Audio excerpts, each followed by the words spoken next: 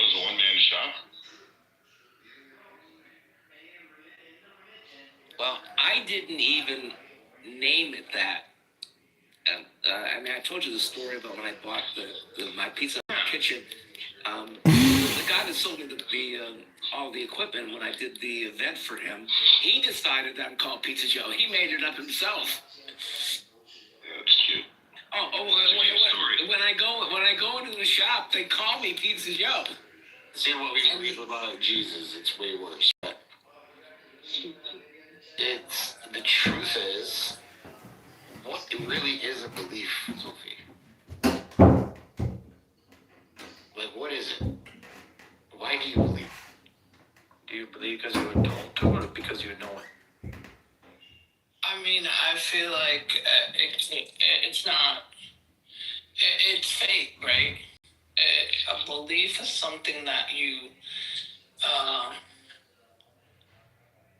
have deduced to be true. Okay. To objectively be true. So are beliefs that you, as you see them today, are they objectively true? Be honest with yourself and think about I don't feel like everything. I feel like God is outside human understanding. Okay, not about God. Think about the rituals, the afterlife, all of those things, right? Is there objective reality to them? I mean, there can't be, because I'm not dead. I don't know. Okay. Do you think Shaitan is literally in jail, in prison? No, not at all. I think it's metaphorical. Okay, good. Article. It's an old Jewish story. Now, what really wasn't of civilizations adhering to a belief system? You see, you have to sit there and think about what you're meant to do. I'm saying that can. No, I'm gonna please. Moral clarity and consciousness. That's what it was about. Okay. And submission to God, because we're here for one purpose, and that's to submit to God. Okay. So now look how all the different denominations of submitting to God. Do you see how there's so many different beliefs that they have? One believes in reincarnation, one believes in Trinity, one believes in original sin, one believes in, heaven and hell, one believes there is no heaven and hell, one believes, So at what point are any of these beliefs objective?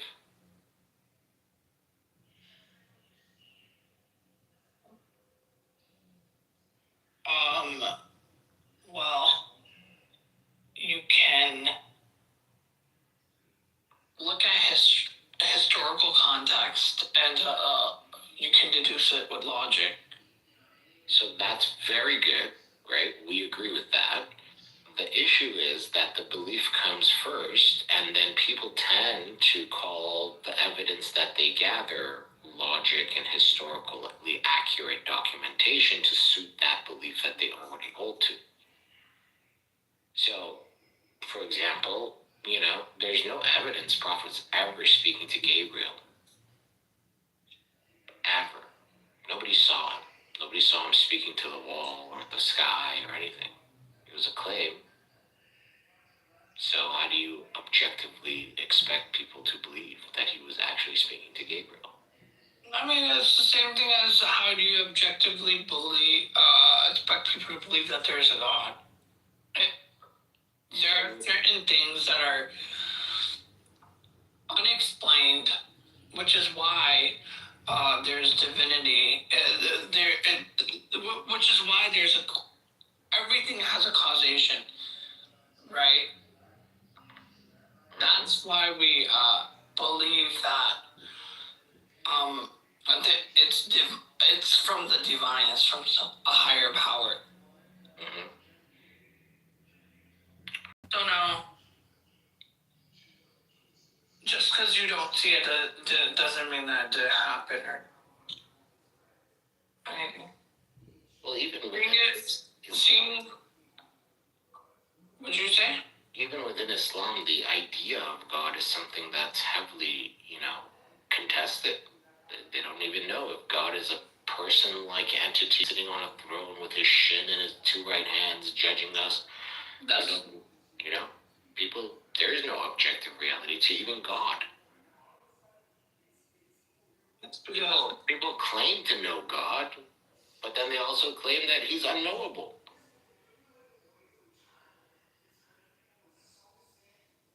Isn't that funny? okay, I'm actually going to like barf because it's too much. I told you it's too much. Afterlife and all this. I'm trying to ground you right now. Bro, why are you gonna barf? Because So, Zolfi, I did a TikTok live on the pyramid of thoughts based on the Bloom's pyramid of education and basically how thinking works, right? So, at the bottom, most of society is here. They hear repeated stuff and they think it's reality, it's true, right? This is like, you know, oh, well, obviously Prophet Muhammad is from God, and he was obviously speaking to Gabriel, and he was obviously became a prophet at 40, and he obviously, these are just obvious truths because of repetition. Now, if you go a step above that, you get into the phase of understanding. Understanding is that you take these repeated concepts and you're able to put it in your own words and explain it to another person. So, Zulfi, you can go ahead and tell the story of Prophet Muhammad to a Christian, right? You can go and explain it. That's level 2. Level 3 is being able to apply this. Now you take the Sunnah of Prophet Muhammad and you're able to apply it to your everyday life. Great. Most people get stuck here because the step above this is exactly why you're about to barf. Step 4 is analysis. You take a concept out and you start analyzing it to see if there's any truth to it. This is the hardest part. This is actually called cognitive miserliness. Evolution did not let us develop beyond this point. Most people fail at this point. It's like going to the gym the first time and not being able to lift the weights. So that's why you have this eerie feeling that you're about to barf, because I just asked a question that's so apparent to you that you've never thought about. So people will quit here. But if you want to go a level above analysis, there's evaluate.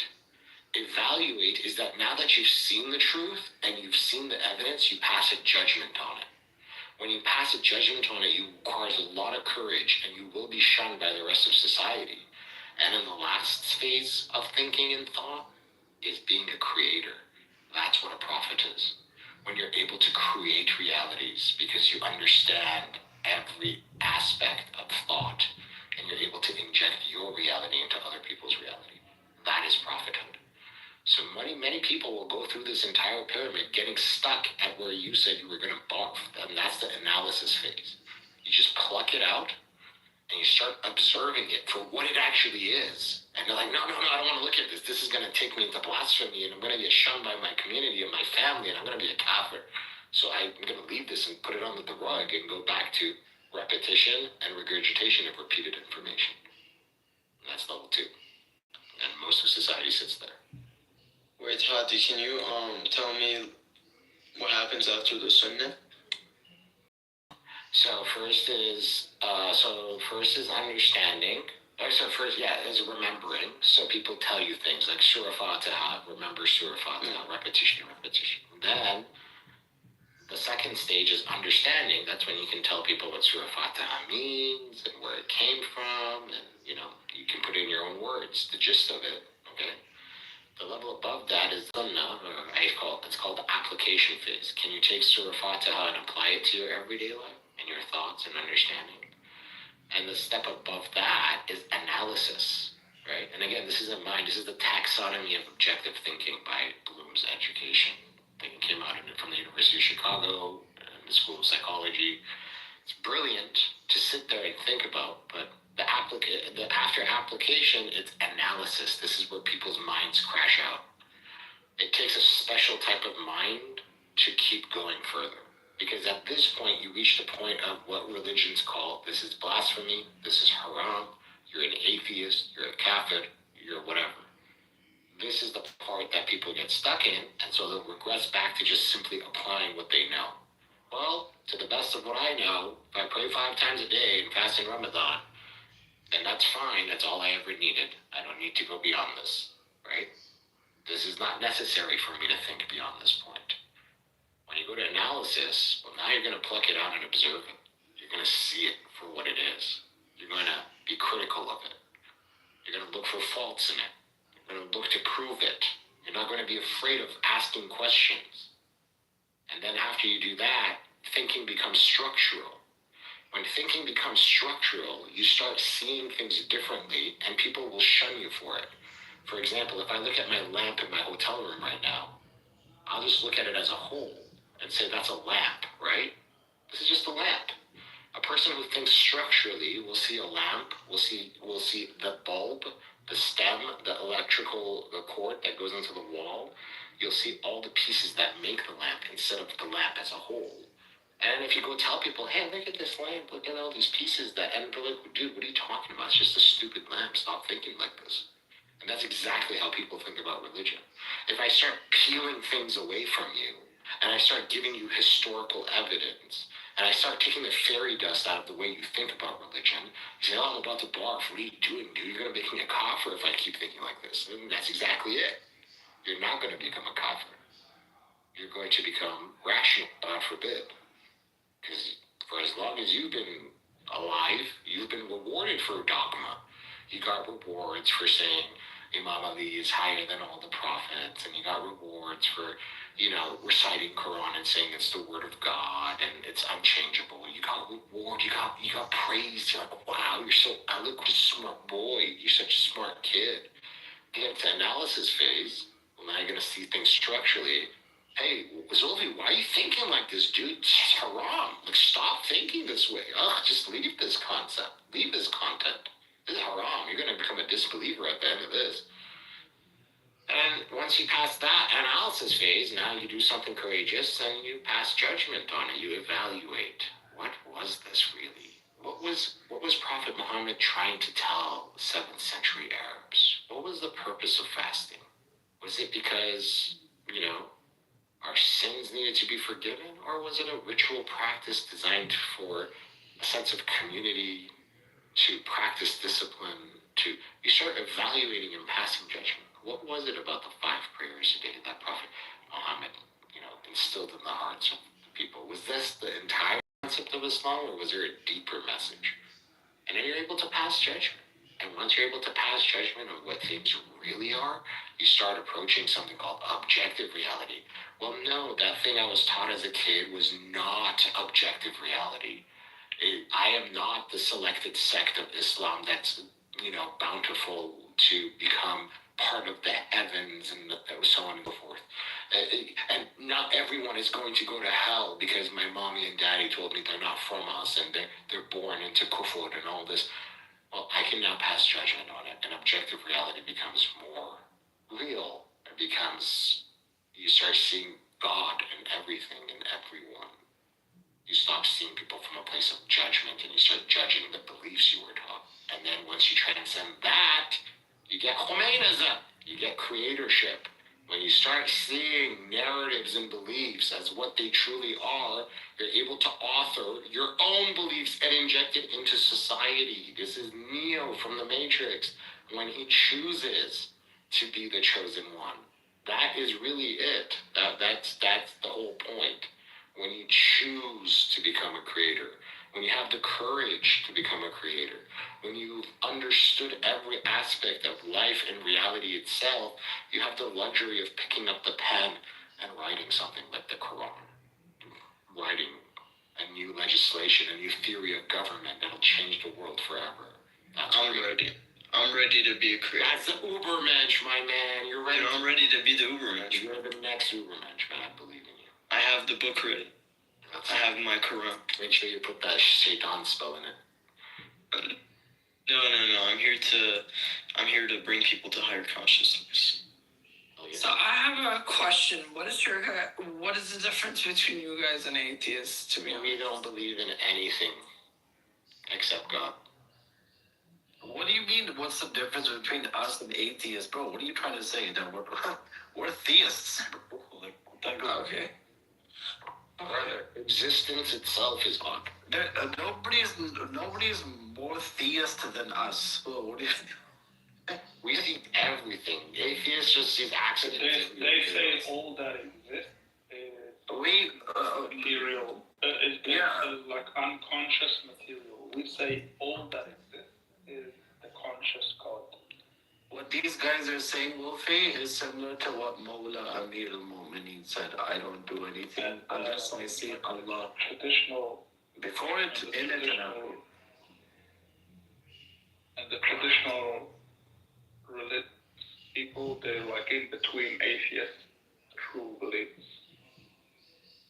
They say, yes, there's material You reality. can't see God, so how do you know that He exists? Well, Right? If I can't see God, I would have never worshipped him. What does that tell you? How can I worship a Lord who I've never seen? That's what he said. Wah, wah, wah, wah. Ali, what have you said? Bala hadari. Nara Hadri. But didn't you just say, didn't Matthew just say that angiology, or whatever term he used, is just fake? It is. It's inconsequential. And his reasoning behind it is there's no, you can't see, therefore it isn't. No. Okay, bro, so based on the questions that you've asked, and by the way, the brothers have already answered, but That kind of is. No, let's get... I'm offending you. No, you're not, no. No, I just want to help kind of facilitate a bit, maybe more kind of cater it towards the questions you're asking, right? Because you asked a question which kind of caught my attention, which was that we can't see God, therefore, how do we know He exists? And it made me, okay, maybe we need to kind of, now that you've heard all the stuff, maybe you need to hear about epistemology, the thing that grounds everything, all truth claims, right? You know what I mean by epistemology? You can expand on the definition of that term. Basically, how do we know something to be true? It's the study of knowledge, right? How do you know something is true?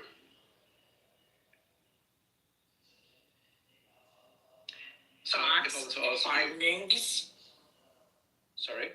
evidence, facts, findings. Okay, yeah. How do you know that 2 plus 2 equals 4? Math. Okay. Yeah. So tell me how that works. So right now in front of me, I have like these patterns on the page. One says 2. The other one says, I'm told that this means 2, that means plus. This also is 2 again. This one means the equal sign. This is the equal sign. And then there's 4 after it. And I'm told that this is a claim about truth. And not only that, but it's true. And not only that, it's necessarily true. As in, it's inescapable. The 4 is this little pattern at the end is inescapable. There's no other way. It's not an opinion. And I'm like, yeah, but it's kind of your belief. No, it's not a belief. This 4 necessarily follows as long as you agree on the definition of 2 and on the definition of plus and on the definition of 2 and on the definition of the equal sign. As long as you agree what those things mean, then 4 is necessarily entailed. So the question is, how do you go and prove that? Now you said math, that's kind of correct. You apply it. You apply it to reality. Yeah, but we can't do that.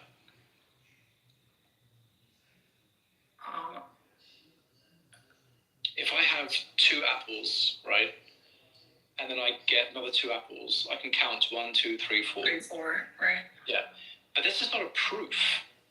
This is just an observation. How do I know that it's necessarily true that every time you have a 2 and a plus and a 2, it equals 4. You've given me, I'm in my cave, and you've given me 2 apples and another 2 apples, and I've counted 4. How do I know that this is necessarily true? The only way to do that is to have what's called a proof, right? A mathematical proof. Okay. Yeah. Okay, and there is a proof for that. There's an actual proof, and the proof is grounded in logic. That same truth is how we prove God's existence. We don't say, oh, I just feel so good, man, there must be a God, or I had a dream, God definitely exists. All those things are experientially productive and valuable, but they're not demonstrations. They're not things that I can give to someone else and show the math, right? So God's existence is demonstrated with a proof, a deductive proof. They call them deductive arguments. And it's the same thing as proving 2 + 2 = 4. Does that make sense? Or does that make sense? That does make sense. Okay. So now the question would be, okay, well, what is the proof? Now, there are plenty of rooms. I mean, maybe not on Clubhouse. Basically, we're the only ones who are kind of talking like this. So you'd have to come onto TikTok. And I suggest that given that you're interested and you seem to kind of have already got over the initial nausea, and you'll no doubt get nausea in the future as things unfold. But Nassar, if you remember Brother Nassar, he opens rooms regularly. So does Ikhwan he usually does. And Nassar now believes, because of what's happening in Gaza, that Imam Mahdi doesn't exist or something like that. Yeah, I mean, you can ask us. We can have a conversation about that as well. So, yeah, look, I mean, the point is, I just wanted you to appreciate that for any question, that we have to identify the relevant domain. So on questions like, does God exist, does not exist, is there a judgment day, what happens after we die, those are questions. Yeah, those are questions for philosophy. It's not something I can go to my mum and say, Mum, like, what do you think? Yeah, that sounds nice. Or it's not something I'll go to a book and the book just claims that it's true. No, the relevant domain is philosophy. And the tool that we use in philosophy is logic. And logic isn't an opinion. It's not like, oh, that's your logic, this is my logic. Logic is a system. And there's a rigorous kind of framework in which we can operate. When it comes to questions about the natural world, we apply the scientific method. We don't just believe something that's written in the Bible or the Quran or in a children's book or on any text. The way that we test truth claims about the natural world is we do the science. And there's tens of thousands of sciences, right? So, and then the final one, which is usually kind of in religious discourse, is history. How do we know? How can we test a truth claim when it comes to history? Well, the tool that we use for that is the historical critical method, which, good news for you, is in its early days. So you can disregard almost everything that anyone has ever told you or that you've ever read about Islamic history. You can completely just throw it in the bin because no one else knows. Right now, everything is up for grabs. And people like Ilyas, who it's genuinely a blessing to be kind of around him, to even know him, let alone be around him and have him share his ideas and his work and his research. I mean, he is the king. He is the prophet of all of this information and knowledge. He is the disclosure by Allah to the material world. I mean, that's not even an exaggeration. He's one of the leading kind of researchers in this particular field. And there's no more than a few, really. And he's kind of actually I think the youngest and by far the most intelligent and the most intuitive. So that's it. So identify the relevant domain and apply the most rational method. Why does it have to be the most rational method? All I mean by this is that we want to distinguish between truth and falsehood. We want to use symbolic terms that Muhammad used. We want to take ourselves from dhulumat into nur. And how do we distinguish between truth and falsehood? Well, when it comes to philosophy, logic tells us what can't be true. It doesn't necessarily tell us what's true, but it tells us what can't be true. So we know that it can't be true that there is no necessary existence. So logic tells us that the absence of God cannot be true. And usually, by process of elimination, but if it's not true, then the opposite or the not of it must be true. So God does not exist. And we just say, okay, well, that just means God exists. The necessary existent. There's a proof for that. In philosophy and mathematics, we call them proofs or arguments. The conclusions, if it's a deductive argument, the conclusion is inescapable. As long as the premises are accepted, the conclusions are inescapable. They're necessary. When it comes to history and the natural world, well, now we're dealing with induction or abduction. So the conclusion is not necessarily entailed, it's just the best explanation. So what we look for in science and in history is what is the best explanation.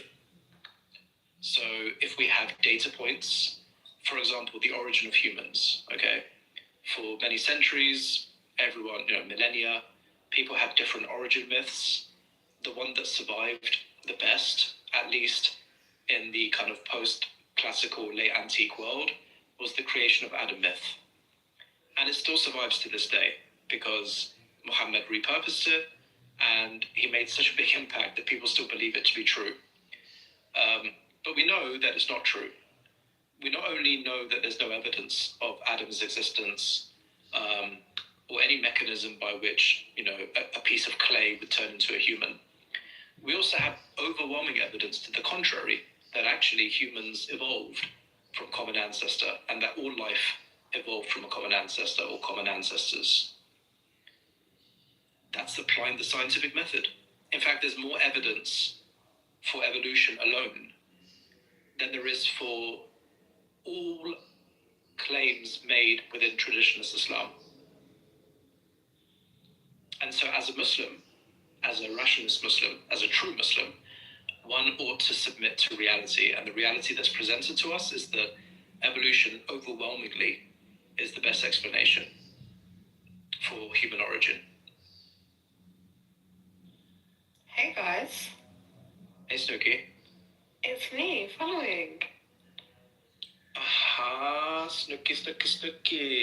I found you guys. You have found us. This is correct. You're feeling better? Nothing. Yeah, Excellent. much better. Alhamdulillah. So who do we have here? Who's Nadeem? Nadeem is Nadeem in TikTok. Okay. Who's Nassar? Oh, Nassar, he was never here in this. Actually, there were a bunch of people in this room that kind of, they all left, kind of. But yeah, Nassar wasn't here though, but Nassar was on TikTok earlier. Oh, yeah, assalamu alaikum, Snook. Wa alaikum salam. Sorry. I know that Ikhwan al-Safa was here, Mohammed Jiba. Yeah, Jiba was literally just here, Brethren was here, Hardy was here. Where's Hamza? Hamza has not been around. Oh. Yes. How's you guys' Ramadan going? Wait, all these guys like me, I gotta be more active here. Yeah, Nadeem is Sayyid Nadeem in TikTok. I don't quite recognize the name, but I know Nadeem. Hello, Snooky.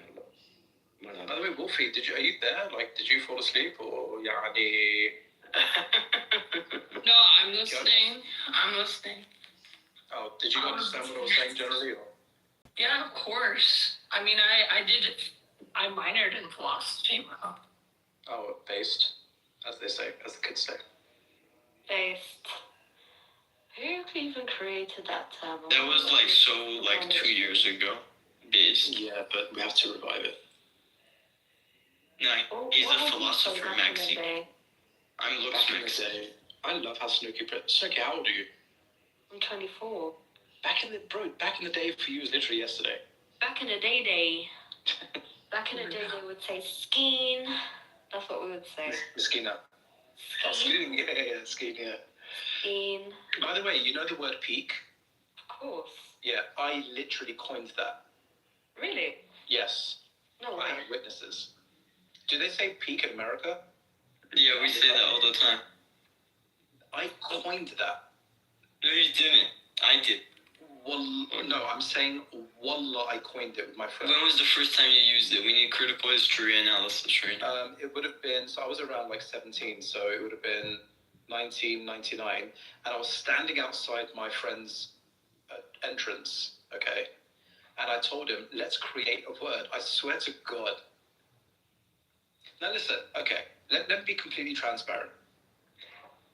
I don't know where the word comes from in terms of its usage, but if it did not appear before 1999, there's a likelihood that I'm the one who coined it, because I just said, like, the first option was leap, and then my friend said, no, that kind of sounds a bit gay. So I said, okay, what about peak? And he goes, yeah, what does it mean? I'm like, it's the best, like, it's amazing. Mm-hmm. Shouldn't my name go in like a book? I think it should. I think I deserve that. Maybe I should just insert it myself. So, it became popular as modern slang in 2010, so you totally got that. Oh, for sure. Yeah, what's Matthew, you should be famous. Yeah, but the thing is, how am I going to prove that? I need to get my friend. But even that's You need like a couple people to just say 1999. This guy said peak before it was even. I think what we should do is on an Urban Dictionary, we should say the meaning of it and then say who created Invented it. by Matthew A. So, see, this is why people should write, man. Like, if I'd written that somewhere and it just became a thing, and I kind of know how it became a thing. If it did in fact originate from me, right? Mm-hmm. Because the friend that was with me was basically a major organizer for. He was like a club. He organized like club dances, whatever. So he was like the MC of the yeah, and he did that throughout when he went to university in UCL. Okay. So it could have basically developed among some people there in London in like the year 2000, 2001. And then it just eventually kind of, anyway, whatever. I lost my witness. I believe you. I believe you, Matthew. That's good, man. I appreciate it. Yeah. Thank you for sharing. That's my contribution. Sharing is caring, so. Lucky for you, I don't care. I coined the word fuck nigga. That's my word. Okay. Let's have a chill pill. No, I'm serious. That's a hot word now on TikTok. I coined the word kalkhara. I'm the one that created it. عيب شهر رمضان عيب والله عيب. So F word, N word is not aib.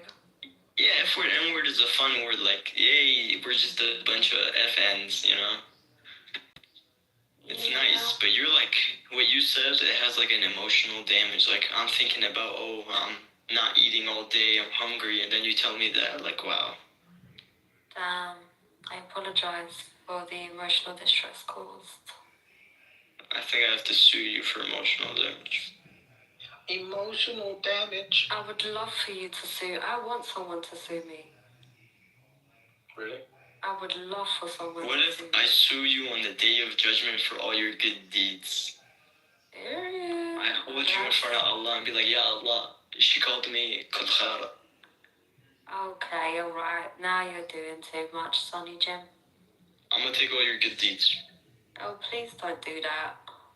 I ain't got many to stand on, so please, I need my good deeds. And I'm gonna make sure I get a good lawyer on the day of judgment, so you get all my bad deeds. Ironically, I am the lawyer. So. You're my lawyer on day of judgment? No, I'm just. If you're my lawyer, we're both going to the depths of hell under Iblis. Oh, Under please don't Iblis. say that. Please don't say that. I want to have everything in Jannah.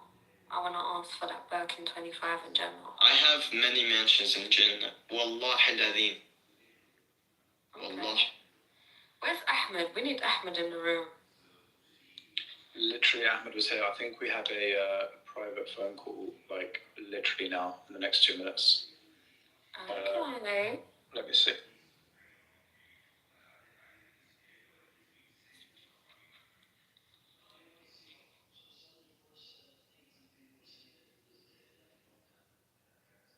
Hello, Ahmed. Hello, Snooky, how are you? Well, do you guys have Telegram or Discord that I can like? I have both. Okay, could you DM me? Oh, hold on. Well, for the Telegram group is Rationalist Muslims and Allies. So we need to know that you're an ally, and there's a procedure for that. I'm an ally. Yeah. Are you an ally? What does that mean? Does that mean like I have to abide by what you guys believe in? Not necessarily, but you have to abide by something that is substantially unique to, So, for example, are you pro? I know you're pro-Palestine. Are you pro Wilayat al-Faqih? Absolutely, yeah. Oh, absolutely. Okay, well then obviously because there are people in there who are not that absolutely pro-Wilayat al-Faqih, but they're kind of like leaning towards it. But they offer other kind of forms of service. What do you think Wilayat al-Faqih would say about your? In public, Wali al-Faqih would call us kuffar mutlaq bila shak, and in private he would be teaching us what to do next. Same with like Salman, right? Abu Dhar, if he knew what Salman believed, he would have like killed him. But we're Do basically you like think that Khamenei actually believes what you believe, though? Not everything, no. So I think that Khamenei probably is kind of leaning towards non-Adamic exceptionalism. But he's so busy with stuff. But remember, we know things that he doesn't, obviously. So when it comes to certain things in science and critical history, obviously we're going to know before him. He may do. He reads a lot. I mean, he knows so much. He wouldn't reject it. He appreciates knowledge and truth. Yeah, if we were in a private stage with Muhammad, with Ali, with Hussein, with Khomeini, with Khamenei, and we just present them the things that they weren't aware of, within around an hour they would be fully on board, obviously, because they are excellent pattern recognition skills. So they understand, they accept truth when it's presented to them. That's why they're Muslims, right? They submit to truth. Like Imam Ali wouldn't know quantum mechanics, right? But if one of us have like specialized and studied quantum mechanics and just teach Imam Ali the basics of quantum mechanics and go through from the beginning to the end, just a general, he wouldn't reject it. He's not going to say this is wrong.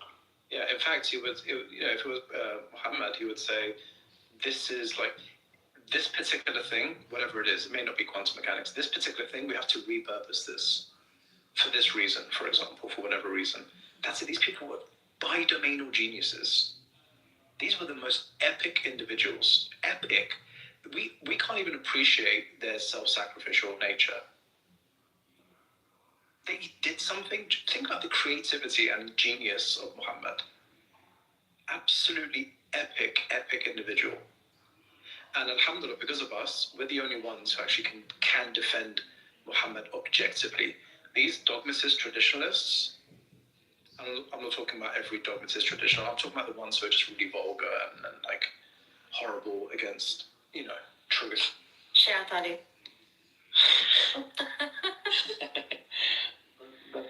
And Snooki is so I genuinely really, when I was 24, I don't know, man. I think Snooki has some epic parents. Oh. Yeah, so this is it. It's someone who has excellent pattern recognition and has close to zero ego is the most ready to apprehend truth. Apprehension of truth when it's presented, or apprehension of reality when it's presented, and then being creative enough, as just like Hardy said before, I don't know if you were here, Wolfie, to recognize the ills of your time, and to not just protest or to like write a book about it. To speak in public and move masses, establish an entire religion. That is God level. That is God level humanity. That is basically God in human form. Now, he wouldn't be, like, if I was saying this to Muhammad, he would say, yeah, I'm completely right, that's really good. But don't tell this to the general public. Why? Because these people are still polytheists. And they don't understand the process by which you got here to this realization. Right, okay, you're right. Hashimi. Hashimi. Oh, Hashimi. Which Hashimi? This, let me see. Oh, I don't know which Hashimi it is. Is it the Odyssey? The Irani. Yo, hi guys. I'm the main double G double O double F Hashimi. What's up? That's the one. Double G, double O, double F, goof. You're a goof, nigga. Hola, I miss you guys. Matthew, how are you, bro? Good, bro. Long time. What are you doing? What are you not doing? Yo, Hashimi, bro, where you been? He's been on this app for a straight month in Irani rooms, by the way. Are you stalking me, Wolf? No, I'm just saying, like, you really didn't miss them. You're lying. Because you could have came. Is he propagating Khameneism or Pahlavism? Bro, Reza Pahlavi has no, like, credentials and people want to vote him in. It's just... It's not even people. It's, like, You very... only want him as What interim. does Hashimi propagate? Khameneism or Pahlavism? yeah, it's like you want a lamb chop, right? And they tell you you want McDonald's or Burger King. Both of them. It's like, I want the lamb chop. Why do you want me to choose between Burger King and McDonald's, right? My God. Yeah, but to be honest with you, I mean, it's interesting that Matthew is praising Khomeini, and I do agree to some aspects. He had some credentials which made him an extraordinary, revolutionary person, right? But like to take it into account, Khomeini has different viewpoint than Khamenei. For Khomeini, he would rather sacrifice what is good for the government than what he personally believed.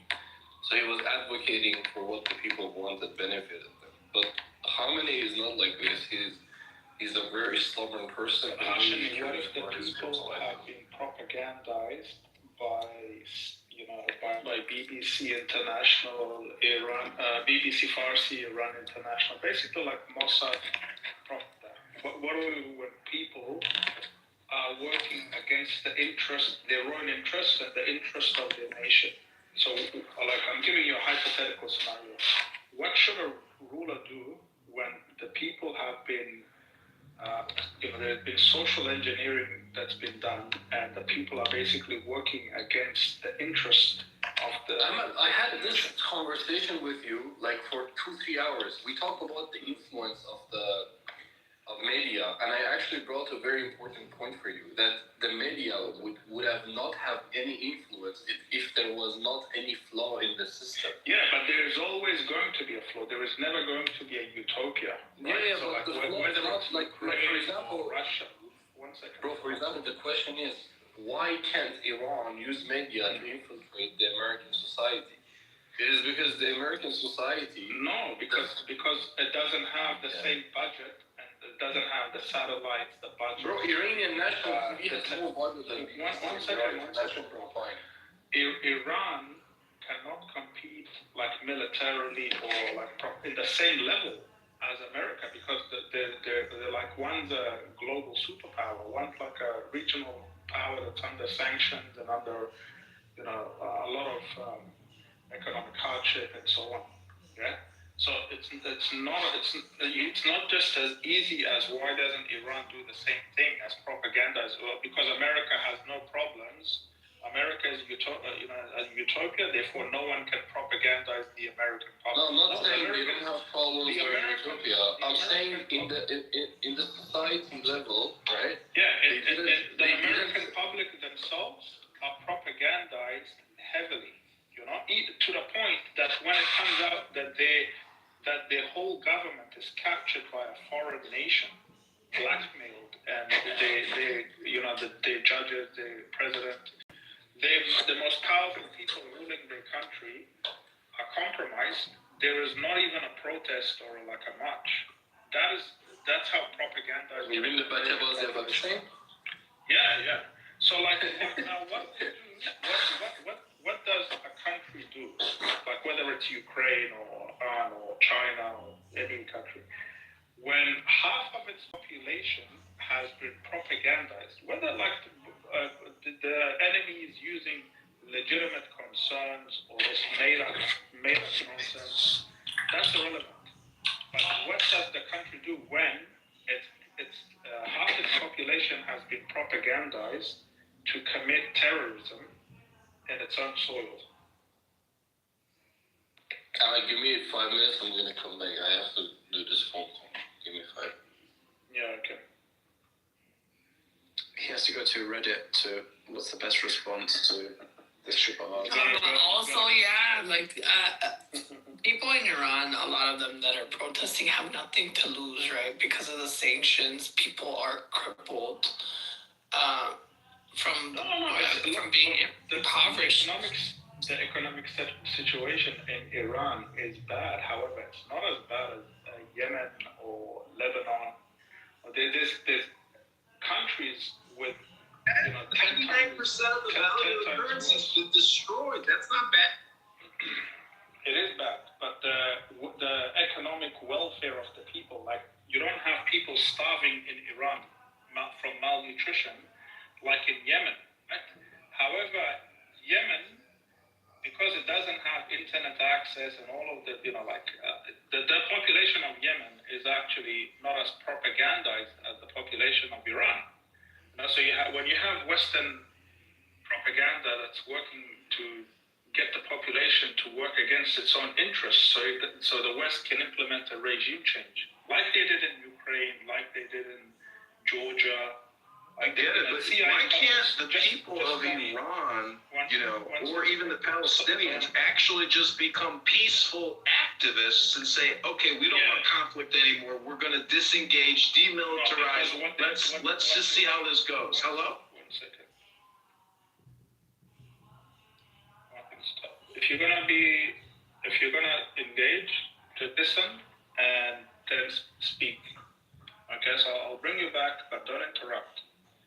You're a Khomeini, and I can tell you're a hardcore Islamist. No problem. Yes, yeah. So the people of Iran and the allies of Iran, they're not the ones that are in genocide at the moment. So they're fighting against the genocidal terrorist regime of America and Israel, and they're the Western Europeans, their allies. The collective genocidal regimes is who these people are fighting against. Okay, so when you come out and you're speaking nonsense, just acknowledge that this is the situation for us. Because if you don't even acknowledge the reality that's happening, then I'm just speaking to a complete deranged idiot. Come on, do you agree that the reality of the world that you have the U.S. government along with the Israelis committing a genocide? Come on, come on. Do you agree to this reality first?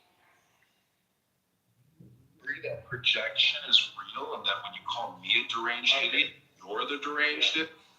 Okay, so are you gonna answer the question? I told you. All communication is projection, you deranged idiot. Okay, so see how these people cannot engage. They can, yeah. I asked him a straight up question.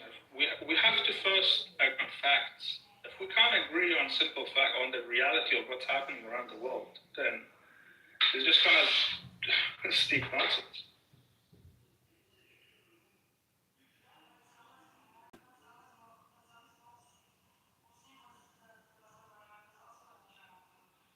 Yo, Hamza.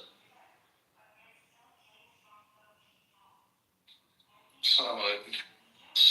Do you know who I am? No. You don't know me? Abu Yassin? You still don't know me?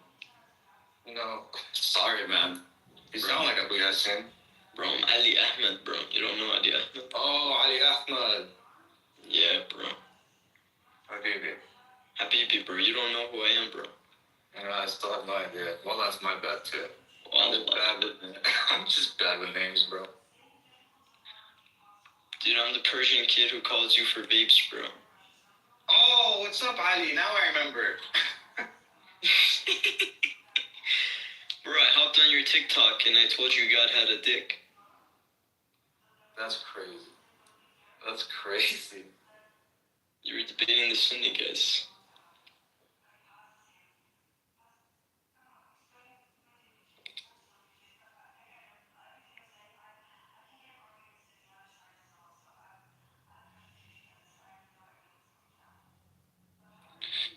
So, anyways, how's your Ramadan going, everybody?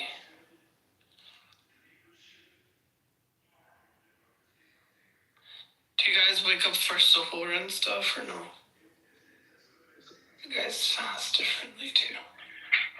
Just drink water and maybe a few dates. Same.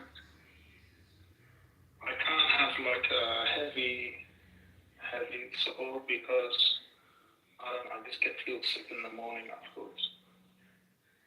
How do you guys decide how to fast, though? Just follow the prophets, Prophet Khomeini.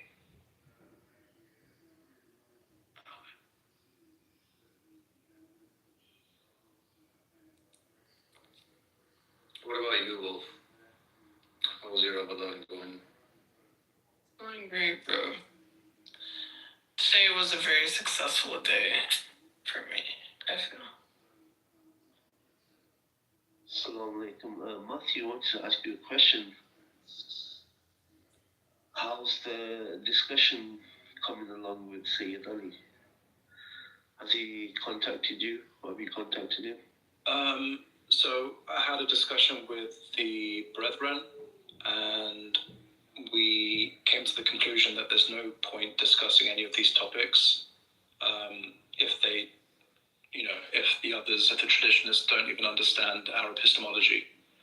So we are most likely going to just message him saying that any discussion that is planned is going to have to be on epistemology.